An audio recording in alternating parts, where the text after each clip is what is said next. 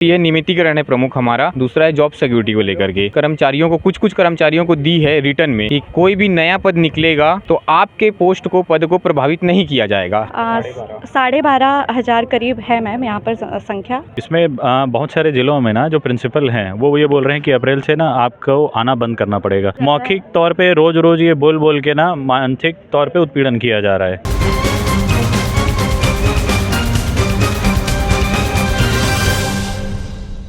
लोकसभा चुनाव को गिनती के कुछ दिन रह गए हैं, लेकिन उससे पहले आप मेरे पीछे देखेंगे कि कितनी बड़ी संख्या में आज लोग यहाँ प्रदेश कार्यालय भाजपा कार्यालय पहुँचे हुए हैं।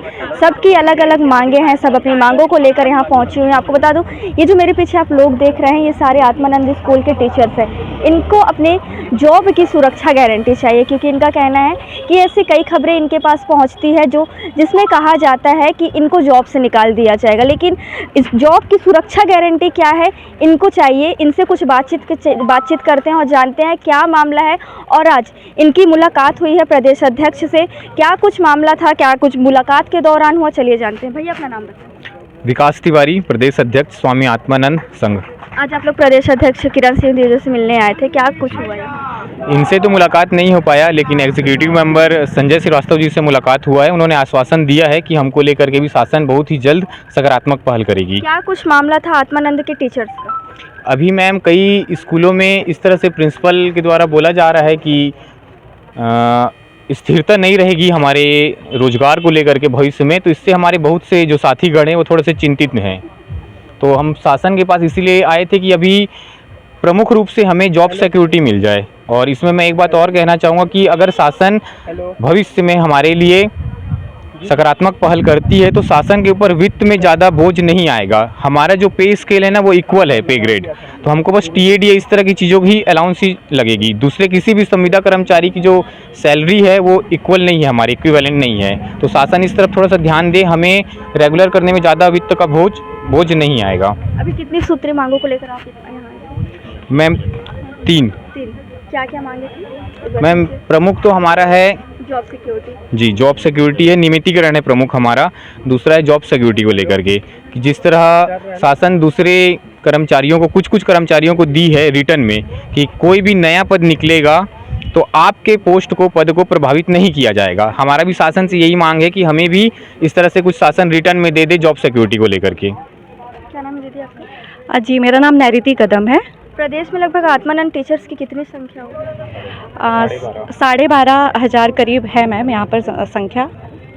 आप लोग को मेंटली हरेसमेंट की भी बात कही जाती है कि आत्मानंद के टीचर्स पे लगातार मेंटली हरेसमेंट किया जाता है, क्या कुछ मामला था? जी, कुछ तरीके से तो हरासमेंट किया जाता है। कई बार रेगुलर टीचर भी हमारे साथ कार्यरत है तो उनके द्वारा भी हमको हरास किया जाता है कि वो रेगुलर है, हम संविदा हैं, इस तरीके की बातें भी होती है। पढ़ाते दोनों हैं, बल्कि हम संविदा कर्मचारी ज़्यादा कार्य करते हैं उनसे, और कुछ काम हमें ज़्यादा थोप दिया जाता है रेगुलर वालों के द्वारा। तो इस तरीके से हरासमेंट होता है हमारा।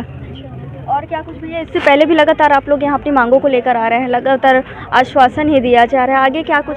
मैम अभी हम लोग पिछले कुछ समय पहले ही आए थे सारंगगढ़ में, हमारे जो साथीगढ़ हैं वहाँ 3 महीने 6 महीने से ना सैलरी नहीं मिली है।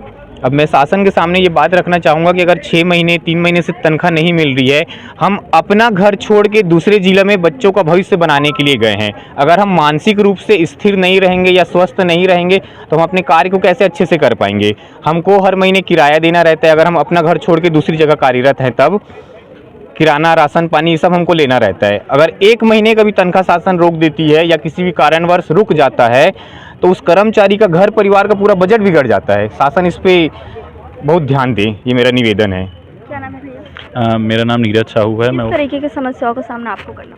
इसमें बहुत सारे जिलों में ना जो प्रिंसिपल हैं वो ये बोल रहे हैं कि अप्रैल से ना आपको आना बंद करना पड़ेगा, बस उसके बाद से आप मतलब शाला नहीं आएंगे। नोटिस गया कि आदेश? कोई नोटिस नहीं गया। किस बेस पे बोला जाता है? मौखिक तौर पे रोज ये बोल के ना मानसिक तौर पे उत्पीड़न किया जा रहा है ना। जैसे राजनांदगांव जिला में हुआ, कांकेर में हुआ, और भी कई ऐसे जिले हैं कि नहीं। लोगों ने इसकी शिकायत की है? हाँ, वही बात को ही रखने आए थे हम कि ऐसा क्यों किया जा रहा है। आप जब भाई ना शासन का आदेश आया है ना कुछ आया है, लेकिन आप इस तरीके से बात क्यों कर रहे हैं? आप क्या जताना चाह रहे हैं? जबरदस्ती ये ना मतलब एक तरीके से दबाव बनाया जा रहा है। पता नहीं क्यों ये बार बार ऐसा क्यों करते हैं। और ये ऐसा सिर्फ हमारे ही ऊपर होता है, रेगुलर वाले उनके ऊपर नहीं होता। काम हम रेगुलर वालों से ज़्यादा करते हैं, सुविधाएं हमको मिलती नहीं है ना, पूरा पूरा हम काम कर रहे हैं। तो भाई जब बराबर काम हो रहा है तो बराबर वेतन क्यों नहीं, बराबर सुविधा क्यों नहीं? जैसे टीए डीए है, ये सब हमको कुछ नहीं मिलता है ना। सैलरी, बेसिक सैलरी, हाँ हाँ, वो एक मुश्त ही दिया जाता है। उसमें पे ग्रेड जो है, हम एक ही पे ग्रेड में हैं, काम भी हम बराबर कर रहे हैं, लेकिन ना सुविधा हमको मिल रही है। बस हमारे साथ क्या डिस्क्रिमिनेशन किया जा रहा है ना, और मानसिक तौर पे जो उत्पीड़न कर रहे हैं सो अलग।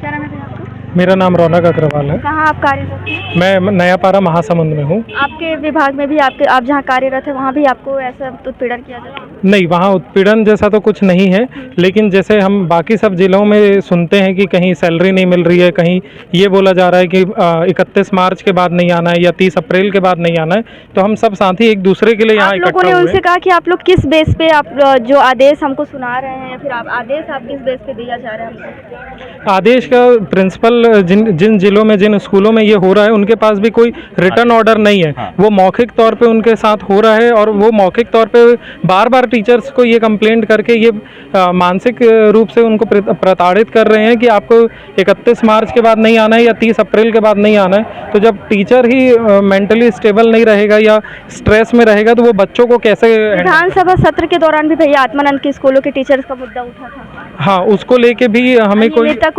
हाँ, जब संविलियन की बात हुई तो हम उसको लेके भी बात करने गए थे, तो हमें यही जानकारी दी गई कि संविलियन सिर्फ स्कूल का हुआ है, शिक्षकों का नहीं हुआ है करके। जो संविदा में शिक्षक हैं वो संविदा ही रहेंगे।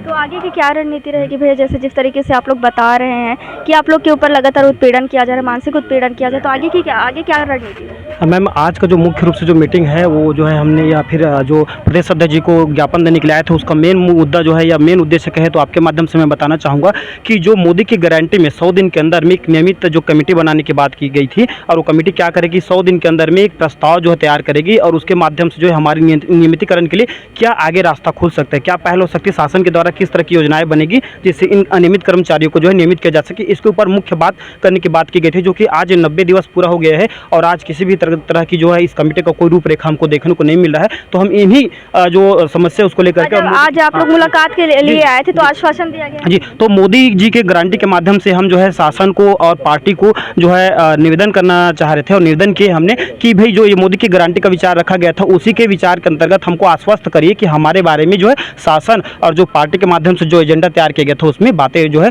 रखी गई है कि नहीं रखी गई है, और आगे उसमें क्या कार्य योजना बन रही है। बस यही हम निवेदन करने के लिए आए थे, और इसी संबंध में हमने ज्ञापन सौंपा है। जी जी जी, वहाँ से आश्वासन मिला है हमको कि जो है त्वरित इसके ऊपर कार्रवाई करेंगे, और जो है हम सरकार के समक्ष इन बातों को रखेंगे, ऐसा उनके समक्ष जो है बातचीत हुई है। मेरे साथ मौजूद थे आत्मानंद के शिक्षक। इनका कहना है कि लगातार इनको स्कूलों के प्रिंसिपल द्वारा, रेगुलर टीचर्स के द्वारा लगातार मानसिक उत्पीड़न दिया जा रहा है, जिसको लेकर ये अपनी जॉब की सुरक्षा गारंटी को लेकर प्रदेश अध्यक्ष जी से मुलाकात करने आए थे। इनको आश्वासन दिया गया है कि इनके मामले को, इनका जो मुद्दा है उनको अच्छे से गौर किया जाएगा, इनके मामलों को भी उठाया जाएगा, सरकार के समक्ष इनके मामलों को रखा जाएगा। देखने वाली बात होगी कि किस तरीके से सरकार इनके मुद्दों को अपने समक्ष लेती है और इनकी समस्याओं का हल निकालती है। तब तक के लिए बने रहें एडिटर जी न्यूज़ के साथ।